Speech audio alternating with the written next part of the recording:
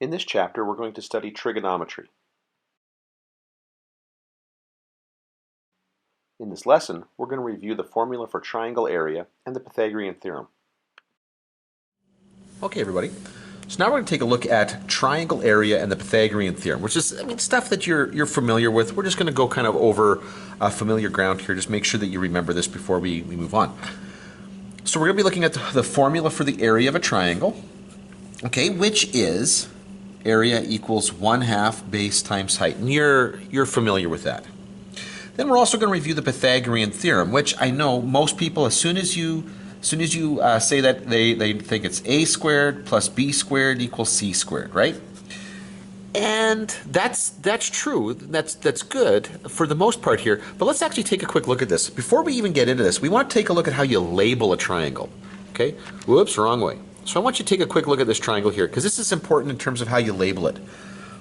We are typically going to label the vertices of a triangle with capital letters, okay?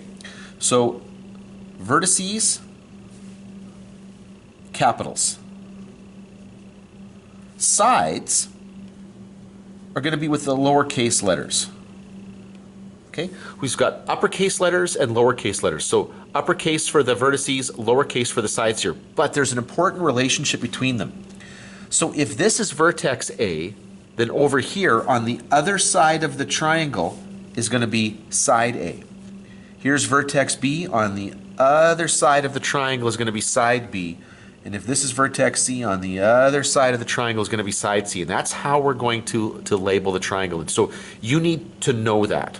Okay, you need to be able to do that, make that connection, because when we're talking about triangles and whatnot, we're going to assume that is understood.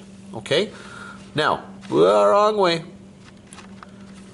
Now, one other thing to notice about this particular triangle here is that if you were to jump up and say, okay, the Pythagorean theorem is a squared plus b squared equals c squared, and a lot of people just say it really robotically because that's how they know it. But if you take a quick look at this triangle here, that doesn't actually follow that pattern. It's the two sides here. The Pythagorean theorem actually says that the squares of the two sides, when you add them up, equal the square of the hypotenuse. So in this particular case, it's actually going to be a squared plus c squared equals b squared, because that is, if you forgot it, if you can't see it, that is how this particular triangle is labeled. So I don't want you to think too quickly, to automatically jump to this assumption that it's a squared plus b squared equals c squared, although that's usually how we'll label the triangle. It doesn't have to be labeled that way. Okay, now let's keep going through this. So in any triangle, another thing that you want to remember here is that the sum of the angles in the triangle, okay, the inside angles, the sum of those angles is always 180 degrees. If we're talking about just a nice flat triangle, 180 degrees. So you got to know that. In a right angle triangle, since there's a 90-degree angle right there, then the other two angles must have a sum of 90 degrees. So let's go back up to here. I know that the inside angles here have to add up to 180, but I know that this one's already 90. So if this is 90, and all three angles have to add up to 180, that means these two angles here, when you add them together, they must equal 90. Okay? And we actually call that complementary, when two angles add up to 90. So when you've got, in this above example here, when you know that A and C add up to 90 degrees, we call those supplementary. I'm sorry, I was thinking supplementary. They call them complementary. In fact, I'll show you what supplementary means. Okay, supplementary is when two angles, let's say like angle X plus angle Y, when they add up to 180 degrees. That's what we call supplementary. Here, sorry, those two angles would be complementary. So now the Pythagorean theorem states that the sum of the squares on the legs of the triangle, when you add them together, you get the square of the hypotenuse. We've already went through that. And we just want to make sure that, again, you're comfortable with the way that relates to the labeling of the triangle. Okay, just make sure you're being consistent. Okay, it's these two sides here. When you square them, add them together, you get the you get the square of the hypotenuse. And then way down here, once again, the area for the formula for the area of a triangle. You can probably hear that I'm thinking ahead as to what's coming up here next, and it's causing me to stumble a little bit. Sorry about that. Anyway, let's take a look at some examples. Okay, so in this first example here, all we're being asked to do is label the triangle. So we're missing some of the sides here and one of the vertices. But remember how this works here. If that is angle X, then I know that down here this must be side little x. If this is angle or vertex Z, then over here this must be little z. And I know that if this side right here is little y, then I know that this one over here has to be capital Y. Okay?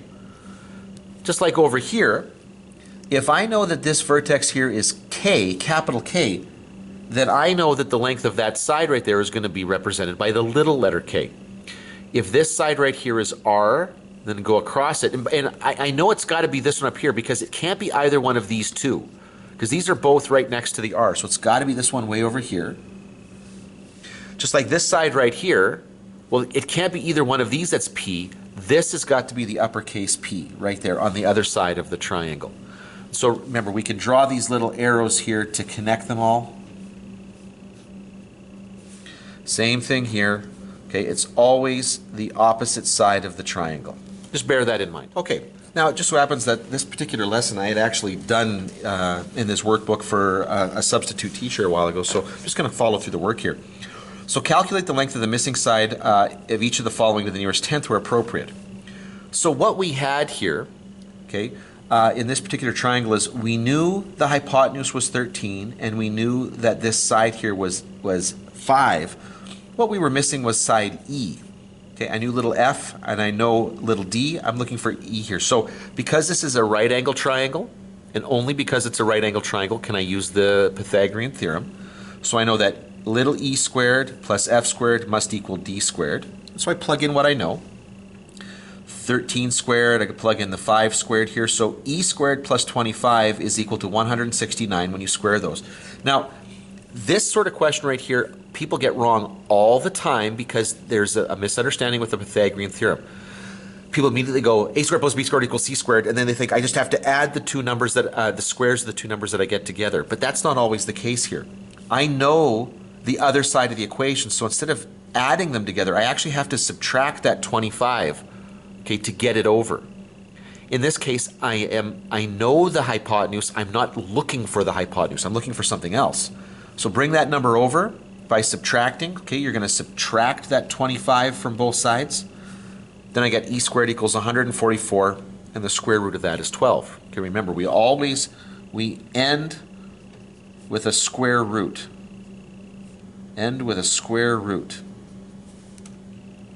Over here, in this case, I know both of my sides, and I'm looking for the hypotenuse. So this is an appropriate place to square the two numbers, add them together, and take the square root.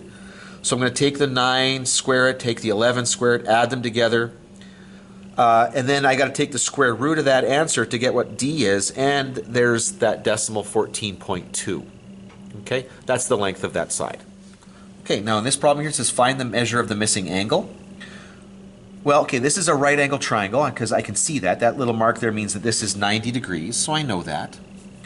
If that's 90 degrees and this is 45, all I got to do is subtract these two angles from 180. And that's what I do, 180 minus 90 minus 45, and I'm left with 45. So that means angle H here, the one that's missing, must be 45. Do the exact same thing here. Again, I know that this is 90. I know that I'm given a 25 degree here, so I'm going to subtract from 180, what should be the total, 180, minus 90, minus 25 is going to give me the value that I'm left with. Okay, so now for these two questions, it says find the area of the following triangles. Now, when you're given a right angle triangle, that's the easy question. That's when they've really given you a lot of information because you have the height. You have the base, okay? And I recognize that because they're going to be the two parts that are perpendicular to each other or at the right angle there. So my formula is 1/2 base times height. So it's going to be 1/2 13, length of the base, times 8, the height. And I just use my calculator to figure that out. That's great. That's awesome when they do that. They're not always going to do that. Take a look at this question right here. Still a right angle triangle. But this time I just gave you the hypotenuse. Well, that isn't what I need. I need the base and the height. Now here I've got the height. What I don't have is the base, which is going to be little x here. So what I need to do is use the Pythagorean theorem, this x squared plus y squared equals z squared. Plug in the hypotenuse, plug in the side here, so the 10 and the 8, so x squared plus 8 squared equals 10 squared. Okay, get the 64 and the 100. Now subtract the 64 from both sides. And that gets me x squared equals 36. And so now I know that x is equal to 6. So after doing all that, okay, I know that x is equal to 6. Now I've got the base and the height. So now I can use 1/2 base times height, 1/2 6 times 8, and the answer is 24 centimeters squared. Centimeters squared, remember, area is going to be units squared. Okay, now here's a really good question because it links together two different triangles. So I want to find the value of P, the length of this line right here. And if you ignore this triangle right here, you'll notice that that's the hypotenuse of this larger triangle. So I suspect I'm going to have to use the Pythagorean theorem. Now I need at least 3 bits of information about a triangle before I can solve anything. For this triangle right here, I know that this is 90 degrees and I know that that's 28. But that's it. That's all I know. That's not enough. Over here though, I know that this triangle, the smaller one, is 90 degrees. It's got a right angle there, so I know that. I know that that line right there is 18. I know that this is 36. Okay, so I do have enough information to find out some stuff about this triangle. And in fact, I have enough that I can use the Pythagorean theorem to find the length of this side. So 18 squared plus w squared will equal 36 squared. And I can use that to figure out what w squared is. Now watch what I do here. I know that in a future step here, I'm going to have to apply the Pythagorean theorem here, which means, on this triangle, which means I'm going to have to take w squared plus 28 squared. So as I work this down, okay, I would get that w squared. I'm going to subtract the 18 squared from both sides, and that's going to get me 36 squared minus 18 squared. I know that's 972. And then I would take the square root. Now, I would be tempted to figure out what that number is, except that when I come over here and put w squared plus 28 squared, well, I don't want to have to go through this decimal and square this all over again. That's just going to take me right up here to 972. Okay? I don't need, now you can if you want to. If you go all the way down to here, get this decimal, write it all out, and then square it, it'll take you to 972. But if you see the connection between these two, then you just have to substitute in 972 plus 28 squared. I get 1756. And then I take the square root to figure out that P is equal to 41.9 centimeters. I love that question. It's great.